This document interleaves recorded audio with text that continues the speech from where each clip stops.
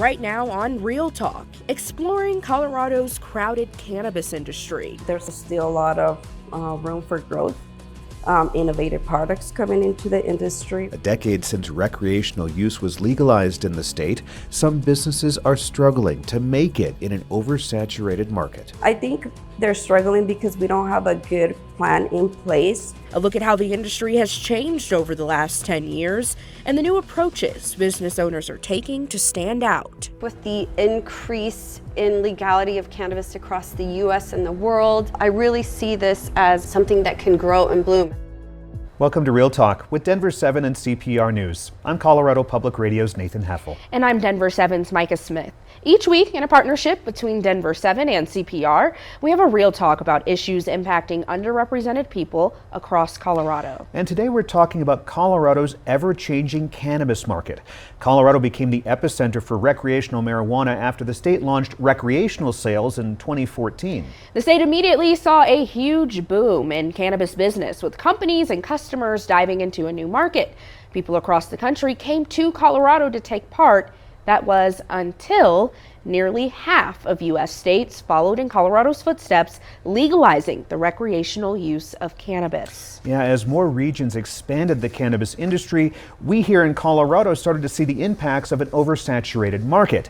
By the end of 2023, the state saw a nearly $700 million drop in sales from its annual high of $2.2 billion in 2021. It's putting a major strain on some dispensaries in the state who are left with no choice but to actually close their doors. Just last year, marijuana giant Curleaf shuttered its operations in Colorado. It's even harder for smaller companies in the state. In 2021, Denver started a new program to limit new cannabis businesses and give people with a former marijuana conviction the exclusive right to cannabis licenses. It was the largest overhaul in marijuana rules and regulations since initial legalizations. Denver recently marked a major milestone with that social equity program, with 50 licenses issued through it. But Denver's Department of Excise and Licensing spokesperson Eric Escudero told me of those, 5 businesses have already closed. You know, when you look at the marijuana market right now in Denver, it's really the first marijuana recession in some ways, because we've seen legalization spread across the United States, so less people are coming to Colorado. I mean, you think about the challenge it is to start a marijuana business where it's federally illegal, so you can't get a business loan to do this. You're going against competition who's already established, and still we see people who strive forward and come up with new creative ideas of how they manufacture a marijuana product, or they have a certain business type. And it's been a lot of fun just watching how they cultivate these new ideas. One of Denver's newest social equity cannabis licensees hopes their business idea will give the market something new. I spoke to Beatrice Carranza, owner of Bachas, about what she's doing to set her business apart. Start things off. Beatrice, what is Bachas? Bachas, it's a Hispanic brand built out of the core values of family, authenticity, passion, and care. We are a Hispanic manufacturing company here in Denver. We just earned our social equity license, and we are new to the cannabis industry. All right, and what will you be manufacturing? So what we're going to be starting off manufacturing are THC Mexican infused gummies coming into the market. They are handcrafted with passion and care. They are covered with our tamarindo chamoys and carefully sprinkled with our chili flakes. Clearly Mexican inspired with the flavor and the name. Talk to me a little bit more about why this is different than anything else on the market. As a consumer, I've noticed that we've had the repetitive edible product in our market, right? So coming as a consumer, noticed that there was nothing that I could read or understand or educate myself coming in. So I needed to make something that we could go out there, we can try, identify, and also consume and have a good time. Talk to me about the process of getting your social equity license through this program, through the city of Denver. So the process basically with social equity is obtaining first a social equity license, right? That could take anywhere up to 8 weeks. Once you receive that licensing, then you could go ahead and apply for your city business license. That could be anywhere from delivery, manufacturing, dispensary, hospitality, because that's what is provided for us right now. That being said, there are also all these rules, having to find zoning approval, location. After that, we do need to make sure that you do pass all 7 inspections and then from there go ahead and get your state and city license. It's such a process that you think you're coming in, even if you come from the business industry, it's not the same process. It's double the work, double the money that you're investing to something, to a dream that maybe by that 7th inspection, if something doesn't come, you don't get approved, you lose all that money you just invested in the time and effort. A lot of risk involved. A lot of risk. We're hearing that some, not all, but a small portion of social equity business licensees in the cannabis space are really struggling. What do you think about that? I think they're struggling because we don't have a good plan in place.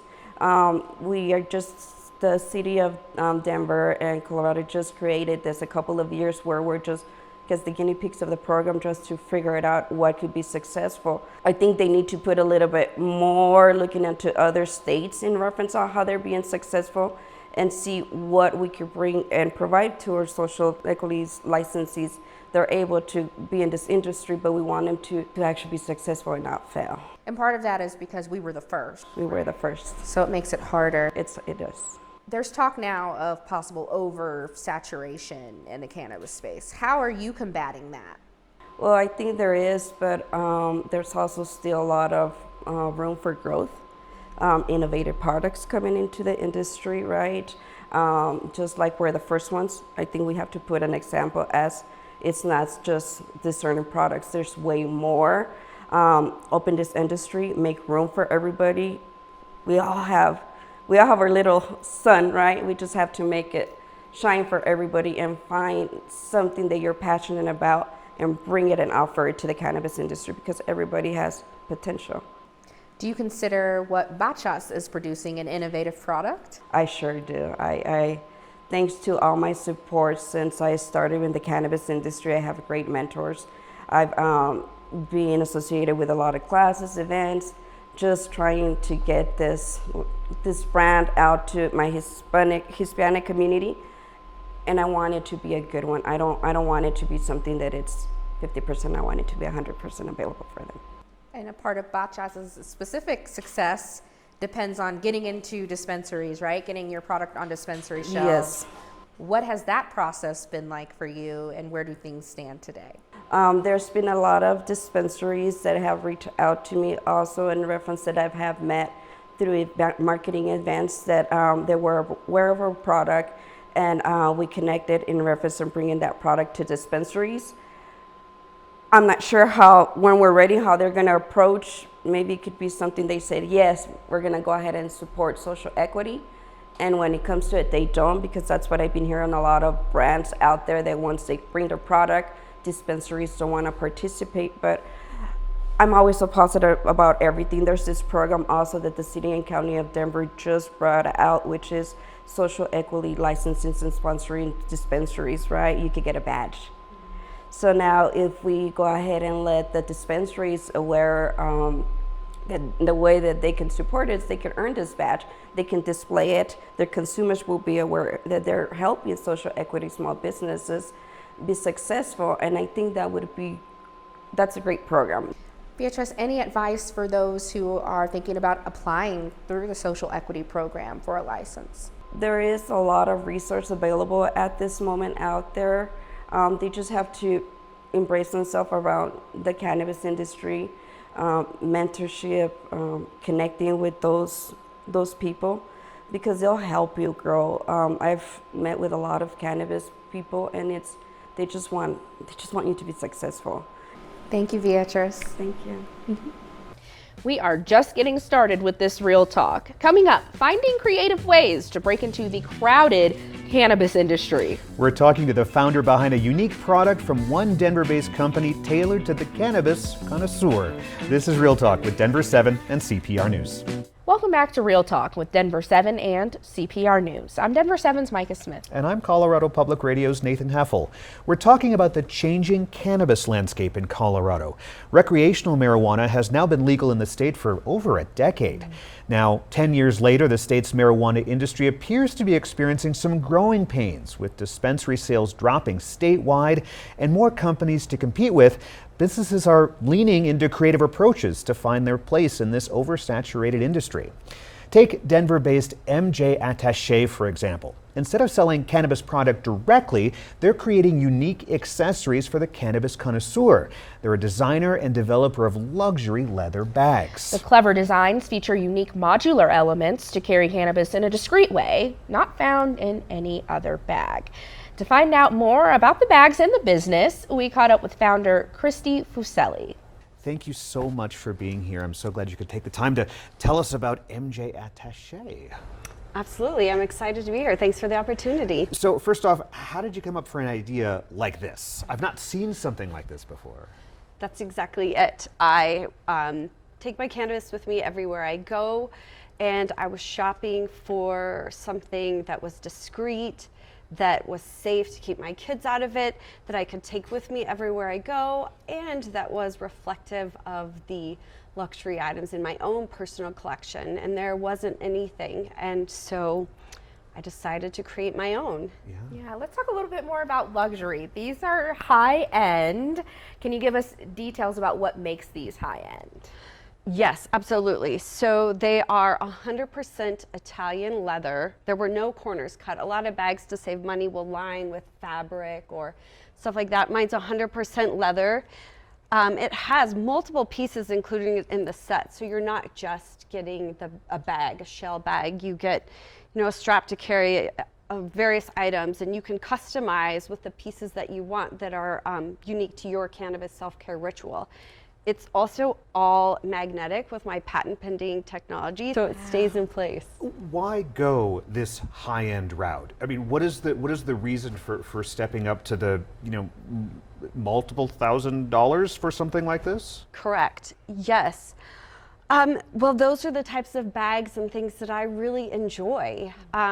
They bring me great pleasure, and there are certain customers out there that care a lot about their style and aesthetic, and including me. And when I couldn't find anything out there that I would feel comfortable taking to a smoke sesh or going away for the mountains, and I wanted something discreet and void of a lot of the stereotypical stigma images, and so I set out to create my own. And Christy, you're based here in Denver. Correct. Okay, why Denver? Well, the majority of my stuff is done in Florence, Italy. But I've lived in Colorado my entire life. I've been in Denver for nearly 20 years. I'm divorced with 2 children, so I have to stay close to their father. And Denver is great. I mean, Colorado was one of the first places to legalize cannabis. It's great that I can consume cannabis legally. And Red Rocks. Right. So all of this is made in Florence, Italy. Can you tell us a little bit about the construction of this? Yes, everything is hand stitched. And one of the reasons I landed on Italy, they are just well renowned for their leather and how they do it. They were willing to work with me and go over and over and over again until we got it right, because nothing like this has been done before. Yeah. So there's hand painted edges. They do it 3 or 4 times so that it stays. The leather, the magnets, in Italy, there's just nothing that compares. Now we do know that the market here in terms of sales of marijuana and things like that is so saturated. Is that one of the reasons why you chose to go for a higher end market? Or is it just because you found something that you're like, this is beautiful and I want to make something beautiful? Kind of like that, because the saturation doesn't necessarily affect me, because my markets are all over, not just in Colorado. I could even, go to Germany now. So to me, I was just feeling a void. There was nothing that I could carry my cannabis in that I really enjoyed and felt reflected my style. So I will say we do have listeners as well.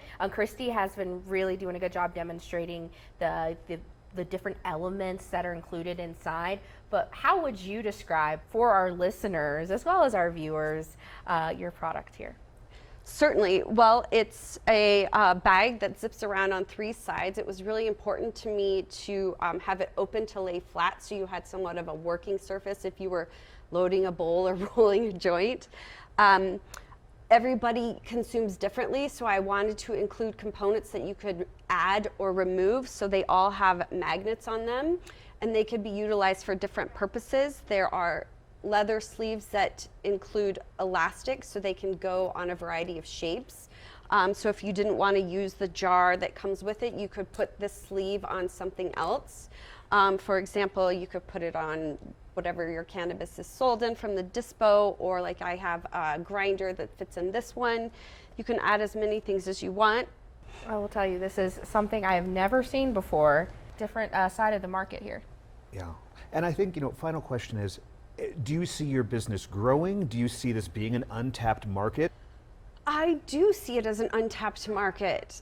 In my humble opinion, in the past, a majority of cannabis products have been targeted towards the outdated stoner stereotypes. And I think with the increase in legality of cannabis across the US and the world, along with a multitude of other factors, like decrease in prohibitionist ideas, people looking for alternatives to alcohol, I really see this as something that can grow and bloom. And just again, for our viewers and listeners, the bags do not come with cannabis, and you can use them as you see fit. But there is a clear purpose that you created the bag for. Christy Fuselli, founder of MJ Attaché, thank you so much for joining us for this Real Talk. Thank you for this opportunity.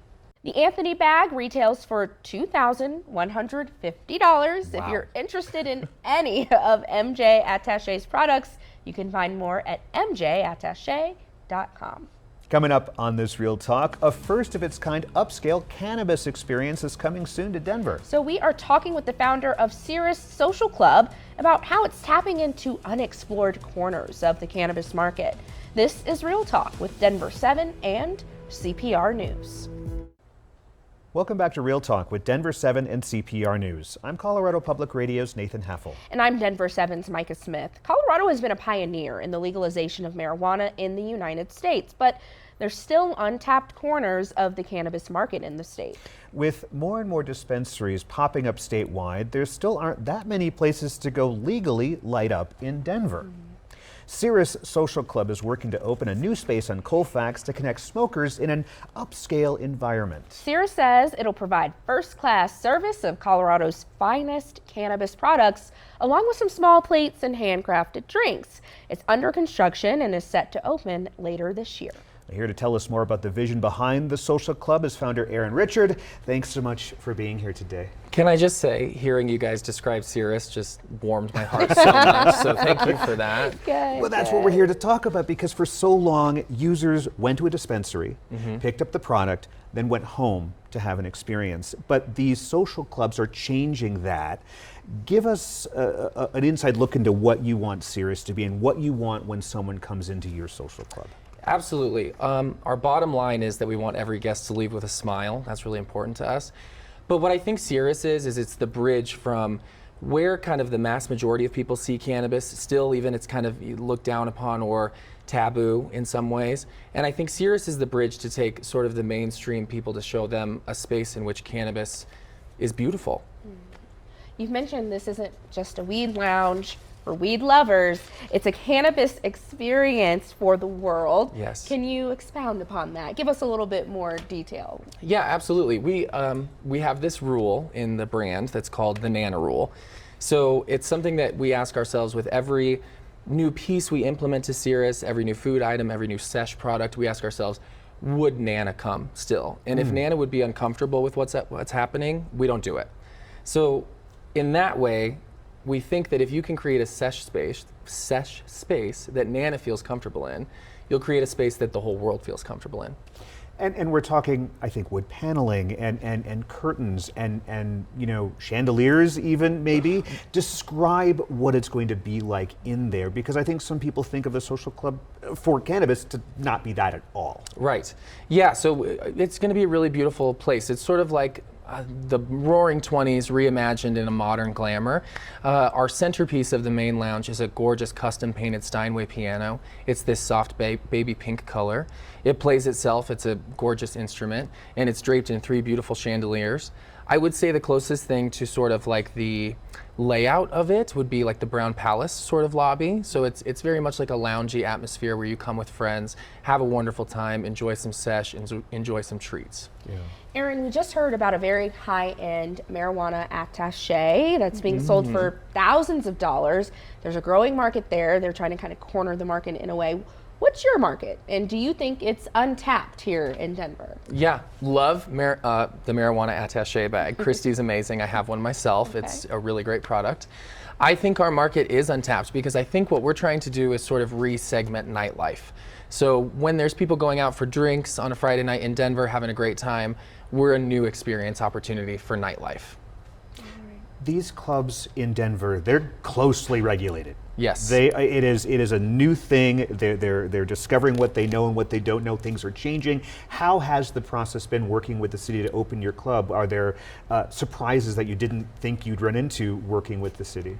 Well, I want to say first of all, I'm born and raised in Colorado. I love the city of Denver, and I look forward so much to opening a business that all Denverites can be proud of. That's really important to me.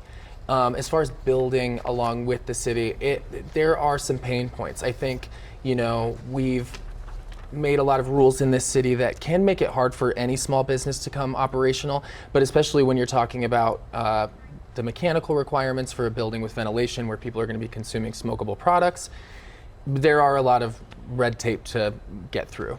Well, you even said like people can't look in from the street to see what's inside, which seems like if you wanted to look very Gatsby-ian, you kind of want people to see that from the outside. Yeah, and I don't mind if they can't see inside. We just had an idea of using a really nice window tint that refracted the light back out in a beautiful way for the people passing on the street.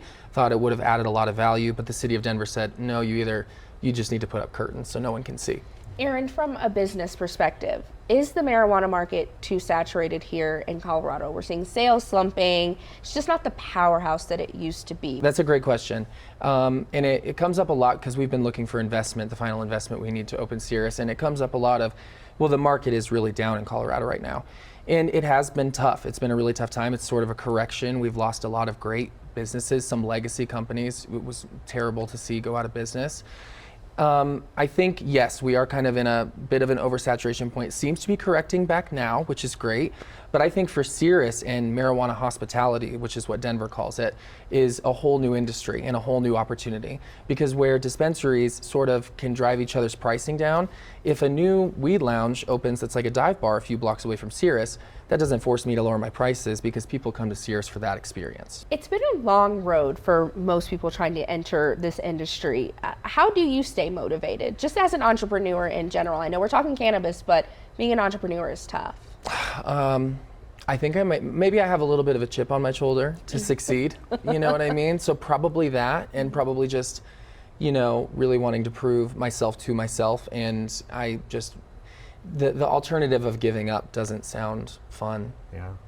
All right, Aaron Richard, Yeah. owner of Cirrus Social Club, opening very soon. Thank you so much for joining us for Thank this you Real both Talk. for this opportunity. Yeah. And you can follow along for updates on Cirrus Social Club's opening on their website, cirrussocialclub.com. And that's this week's episode of Real Talk with Denver7 and CPR News. Have a great day.